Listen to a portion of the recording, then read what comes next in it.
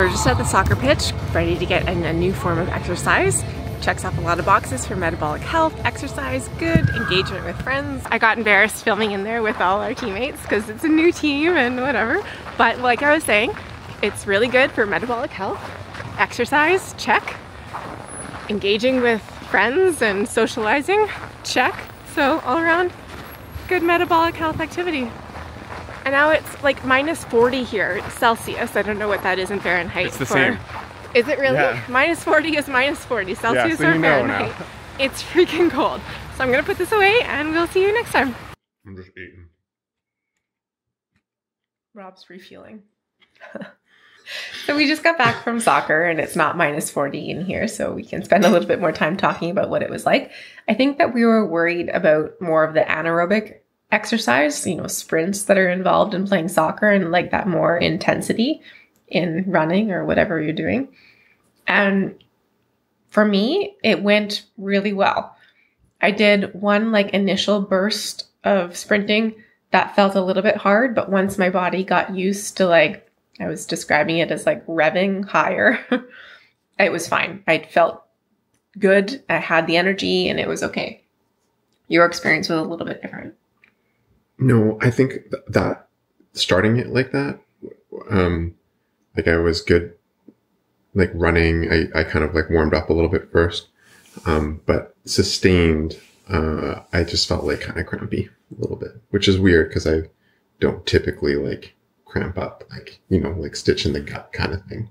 But I thought it would be more like my muscles just felt like they couldn't, like I couldn't sprint or whatever, and I could, but I just, yeah, kind of got a stitch. I mean, you also said that you lost feeling in your arms. Right. Yeah. My arms did feel a little numb, and I was like, drinking like an Element's electrolyte drink that I think actually helped. I just didn't drink it enough. Like I didn't hydrate enough throughout that. Yeah, I think that's been an important factor of maintaining physical activity and exercise that we maybe haven't highlighted enough, is the importance of supplementing electrolytes.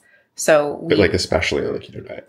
Like that's what I mean. Yeah. When you're on the keto diet, it's very, very important to supplement electrolytes, and especially if you're physically active. So we take potassium, magnesium, and a multivitamin every day. And then we also are drinking at least one, if not two, pouches of electrolyte mix. We use Element because they're very, very low on carbs and they're tasty. They're really good. Sponsor us, Element. But yeah, that was kind of our experience with more anaerobic physical activity with soccer. It wasn't even a real game. It was just a kick around. So TBD on how an actual game goes. Yeah, like I'm a little worried if we're running the whole length of the field and not just half the length, but we were moving around quite a bit still. So yeah. Yeah.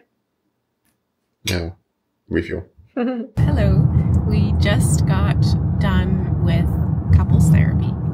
I suppose that is part of our stress management goal through the metabolic therapies. And it's just good for you to go to therapy. So we do that regularly on our own and together. And just some takeaways that I wanted to share with you guys are that I shared with my therapist that, you know, I've been feeling really good, you know, following the keto changes and whatnot, and what we've been doing to kind of change our lifestyle. The benefits that I'm feeling are there. And so she kind of pointed out that I have a tendency to kind of get a little bit carried away when I have positive reinforcement. You? The peanut gallery is piping up over here. Yes, and that was actually a facet of that too, that I could receive that information from her. And I was like, yeah, okay, I get that. That makes sense. But I acknowledged that when Rob gives me similar messages, albeit not as well delivered, not nearly as well delivered, Rob, I tend to be like, F off. So I think that there needs to be more of an understanding of how Rob is trying to help me out by pointing these things out. When I get too carried away with feeling good about something and wanting to just go full tilt all speed ahead, you know, working on improving all these facets of my life because I'm feeling more capacity and energy to do these things. And sometimes it can be a little bit too much.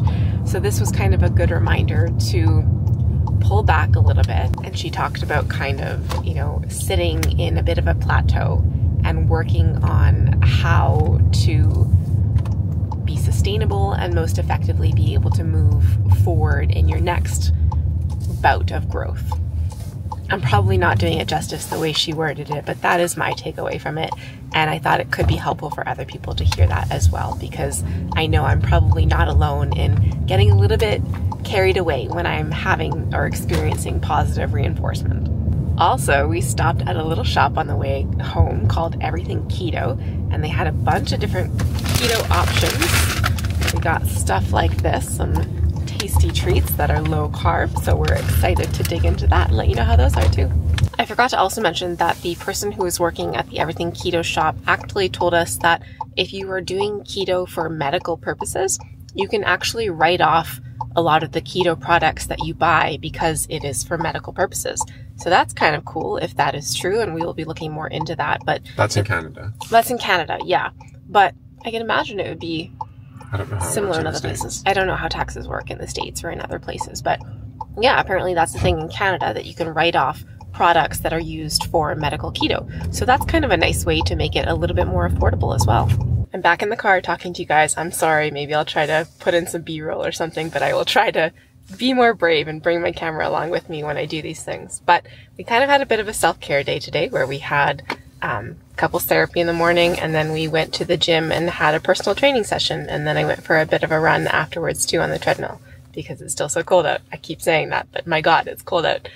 I realized that things like personal training are not necessarily within everyone's means financially and whatnot, and so I realized that that's a position of privilege that makes this a little bit easier for me. But really, any kind of movement that you can do, I think, is beneficial for your body and your mind, and is ultimately a metabolic therapy. So here's your encouragement to move your body today. Take care of yourself. I wasn't recording any of that. That's why face tracking is new. So Lauren just had this long talk into the camera about what's going on with her day. No, I didn't. It's fine. We were just listening to Rob's thoughts and whatever. We can just... How was the workout for you? It was hard. It was hard. It was leg Not bad. day. It feels good. Leg day. And Rob was just saying that there's like 2 flights of stairs going down from the workout area to the change rooms, which is just kind of mean, actually, and probably a big hazard. We thought we were going to fall down the stairs. But anyway, hopefully I will work up the courage to bring you guys along. We have a great personal trainer who mentioned that he was watching our videos. So hi, Josh, if you're watching this. It was a great session today. I posted a video the other day sharing that I was experiencing really high levels of sedation, and I speculated that this had to do with being over-medicated now that I'm on the ketogenic diet. I spoke with my keto coach, Nicole, about this, and she kind of confirmed this hypothesis that I had with bringing forth the idea that is called potentiation. And what this means is that with the ketogenic diet, oftentimes your brain starts to work better. And with your brain working better, your current dose of psychiatric medication might end up being too high for you, which results in you experiencing more side effects of them, such as what I'm experiencing with sedation. So this is more about what Nicole had to say about potentiation. Over the last several days, I've been feeling more sedation. Or what feels like sedation, like it feels like it does when I'm on really heavy doses of antipsychotics or on more sedating antipsychotics. And today was kind of the first day where it just almost felt debilitating for most of the morning. Okay. So I think it's like antipsychotics, I don't know if it's metabolizing differently or whatnot, but it feels like I'm being affected by them differently. So I reached out to my psychiatrist to hopefully speak with him in the next couple of days about adjusting that. But it's quite uncomfortable as it is right now. Yes. So, so remember early on, we talked about something called potentiation effects.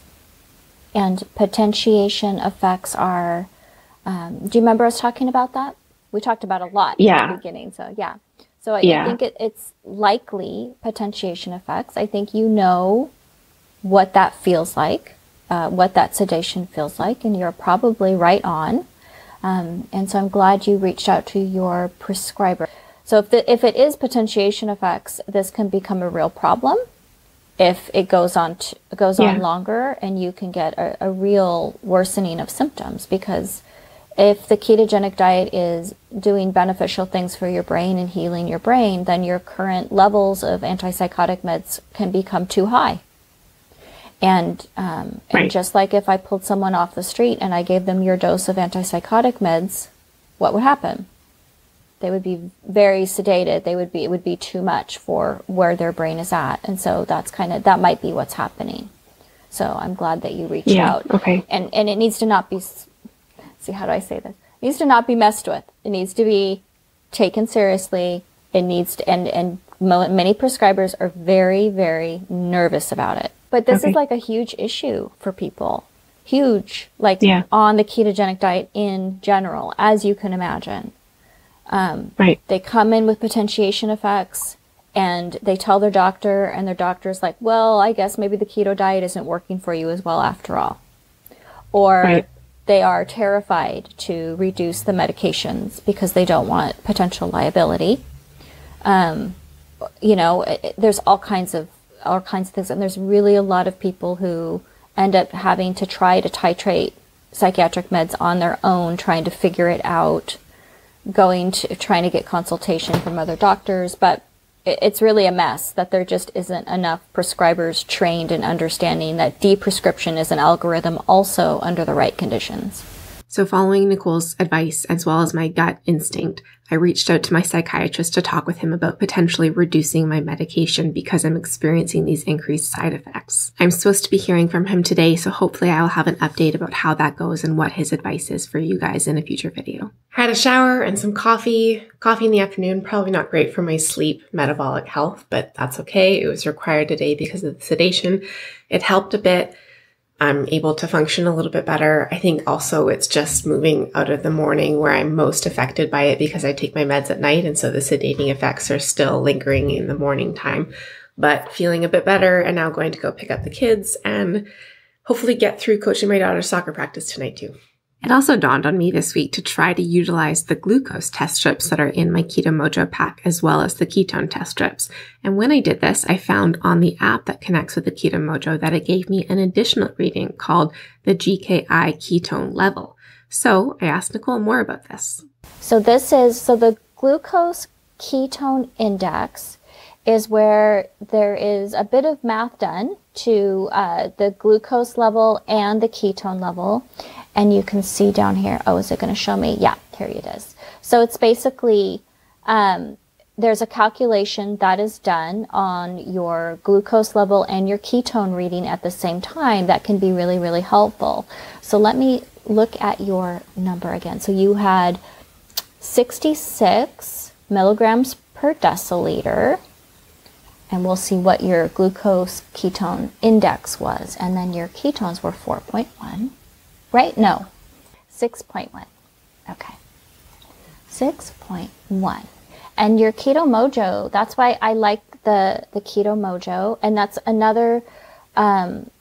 another reason why I kind of like having the glucose reading too. So the continuous ketone monitor is nice, but it's not really the only kind of marker that we kind of look at for metabolic health and how someone is doing on a ketogenic diet.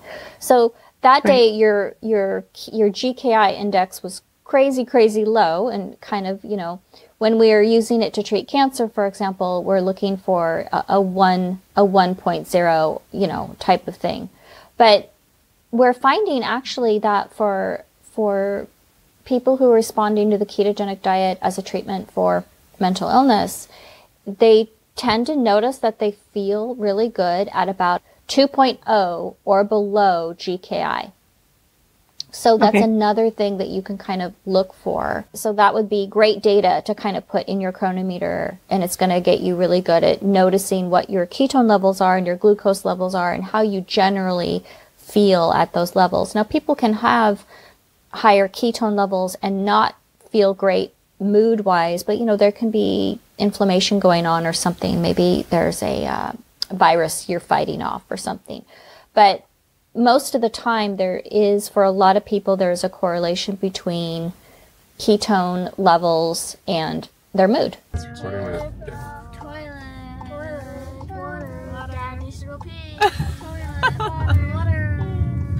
Rob really needs to pee and we're just out and about, so I instructed the kids to make it worse for him by making water noises. And he reflected, I would imagine this is what hallucinations are like. And it's like quite accurate.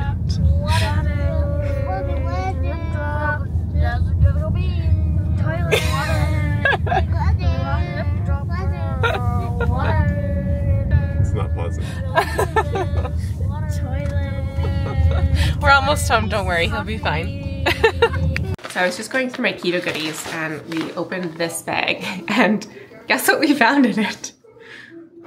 There was a dry erase marker in this bag. That kind of deterred me, but then we tried it and these are actually super delicious. And you know what? I actually need a black dry erase marker, so maybe this was serendipitous. So I finished off my week with another trip to the gym, a nice hot yoga session, and a run. It always feels so great to get my body moving, and it's really something that I'm trying to incorporate more into my everyday or every other day routine. So thanks so much for following along on this week's vlog of my medical keto journey. Thanks so much for watching, and as always, wishing you and your loved ones good health. We'll see you in the next one. Bye.